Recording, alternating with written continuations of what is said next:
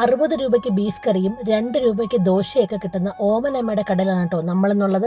വില കുറവാണെന്ന് കരുതി ക്വാണ്ടിറ്റിയിൽ ഒട്ടും കുറവില്ല കേട്ടോ. നല്ല നിറവോടുകൂടി തന്നെയാണ് ഓമനമ്മ ഇതൊക്കെ നമുക്ക് വിളമ്പുന്നത്. ബീഫിന്റെ കോമ്പിനേഷനായിട്ട് ഞാൻ മേടിച്ചത് നല്ല വെന്തുടഞ്ഞ വയൽക്കപ്പയാണ്. ഇതൊരു ഉൾനാടൻ ഗ്രാമപ്രദേശം ആയതുകൊണ്ട് തന്നെ കപ്പയൊക്കെ അവിടങ്ങളിലുള്ള വയലുകളിൽ നിന്ന് കിട്ടുന്നതാണ് കേട്ടോ.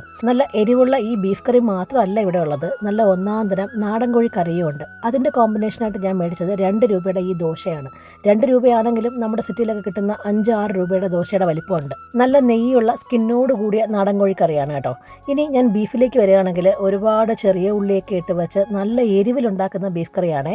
അതും തനിനാടൻ മസാല അവിടെ തന്നെ അരച്ച് ചേർത്തുണ്ടാക്കുന്ന നല്ല അടിപൊളി ബീഫ് കറി. പ്രത്യേകിച്ച് അവധിയൊന്നും ഇല്ലാത്ത ഓമനമ്മയുടെ ഈ കടയിൽ രാവിലെ 8 മണി മുതൽ രാത്രി 7 മണി വരെ ഈ ഐറ്റംസ് എല്ലാം ഉണ്ടാവും. ഇതൊരു ചെറിയ കടയാണ്. 10-15 പേർക്ക് ഇരുന്ന് കഴിക്കാനുള്ള സൗകര്യം മാത്രമേ ഉള്ളൂ. ആംബിയൻസ് ഒന്നും നോക്കാതെ നല്ല ഫുഡ് കഴിക്കണമെന്ന് ആഗ്രഹം ഉണ്ടെങ്കിൽ ഈ നമ്പറിലോട്ടൊന്ന് വിളിച്ച് ചോദിച്ചിട്ട് പോവുക.